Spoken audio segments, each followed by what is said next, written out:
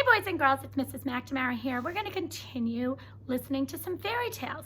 Today I'm going to read you Cinderella. As I'm listening to this, I want you to think about what fairy tale elements you hear and then record them on your Google question. Cinderella. Cinderella. Once upon a time, in a faraway kingdom, there lived a widowed gentleman and his lovely daughter Ella. Ella was a beautiful girl. She had golden hair and her eyes were as blue as forget-me-nots.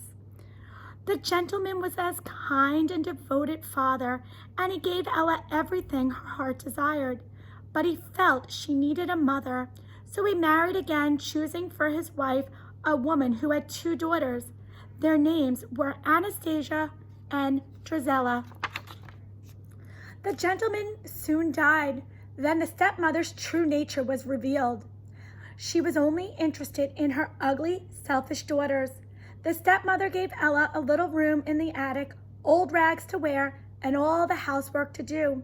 Soon everyone called her Cinderella because she got so covered with cinders from cleaning the fireplace. But Cinderella had many friends. The old horse and Bruno the dog loved her. The mice loved her too. She protected them from her stepmother's nasty cat, Lucifer. Two of her favorite mice were Gus and Jack. Cinderella was kind to everyone, even to Lucifer, but Lucifer only took advantage of her kindness.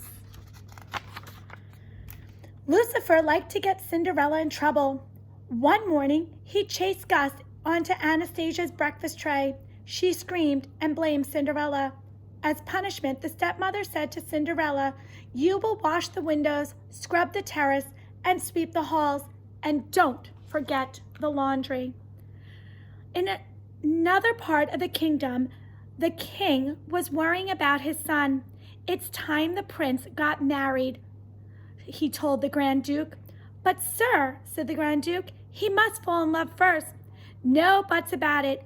We'll have a ball tonight. It will be very romantic. Send out the invitations."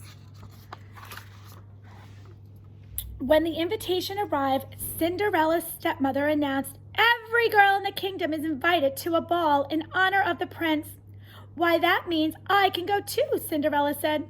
"Well, yes," the stepmother replied with a sly smile, "but only if you get all your work done and only if you have something suitable to wear." Cinderella had hoped to fix her old party dress, but Anastasia and Drizella wanted her to help them instead.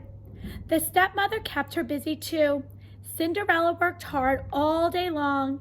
When she finally came back to her little attic room, it was almost time to leave for the ball, and her dress wasn't ready. But the loyal mice had managed to find some ribbons, sashes, ruffles, and bows. The mice had sewn them to the party dress, and it looked beautiful. The stepsisters shrieked when they saw Cinderella. "Those are my ribbons!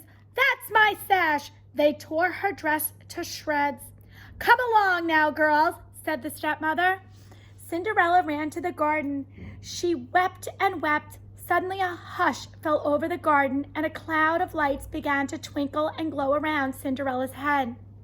"Come on, dry those tears," said a gentle voice. Then a small woman appeared in the cloud.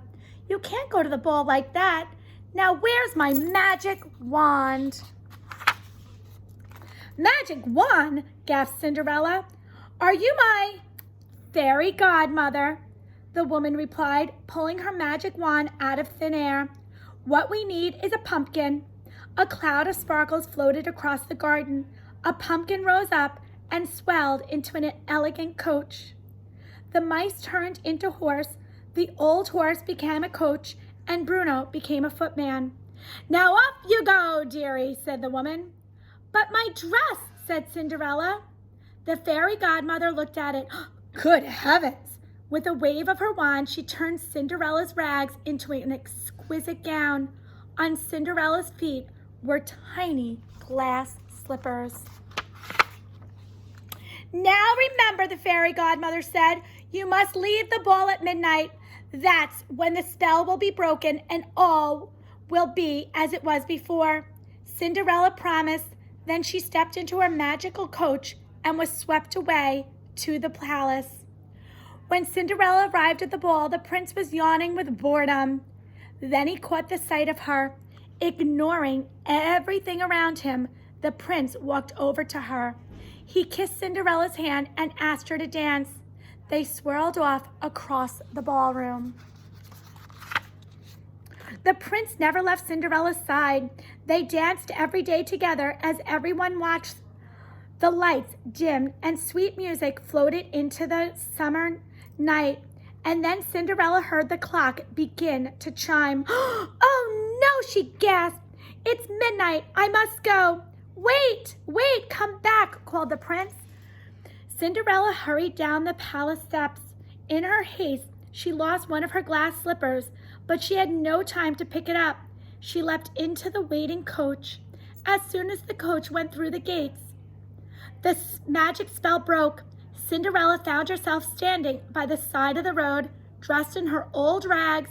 On her foot, she still wore the other glass slipper. Her coachman was an old horse again, and her footman was Bruno the dog. Her coach was an old hollow pumpkin, and her horses were 4 of her mouse friends. They looked sadly at Cinderella. They all hurried home. They had to be back before the others returned from the ball. The next day, the stepmother told the girls that the Grand Duke was coming to see them. He's searching the kingdom for the young lady whose foot fits the slipper. Whoever she is, she will marry the prince. Cinderella smiled and hummed the very waltz that had been playing at the ball. The stepmother became suspicious. She locked Cinderella into her room. Gus and Jack had a plan to help Cinderella.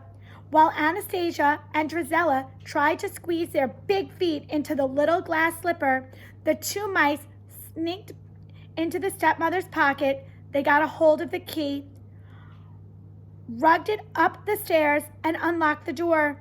Cinderella rushed down the stairs to try on the glass slipper.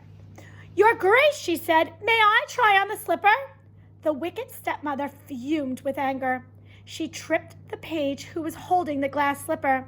It fell to the floor and broke into 1,000 pieces. "Don't worry," Cinderella said, reaching into her pocket. "I have the other one right here." She put it on, and it fit perfectly. From that moment on, everything was a dream come true. Cinderella went off to the palace with the happy Grand Duke. The prince was overjoyed to see her, and so was the king. Cinderella and the prince were soon married. In her happiness, Cinderella didn't forget about her animal friends. They all moved to the castle. Everyone in the kingdom was delighted with the prince's new bride, and Cinderella and the prince lived happily ever after. I hope you enjoyed this version of Cinderella. Don't forget to record what story elements you saw. Have a nice day. Bye.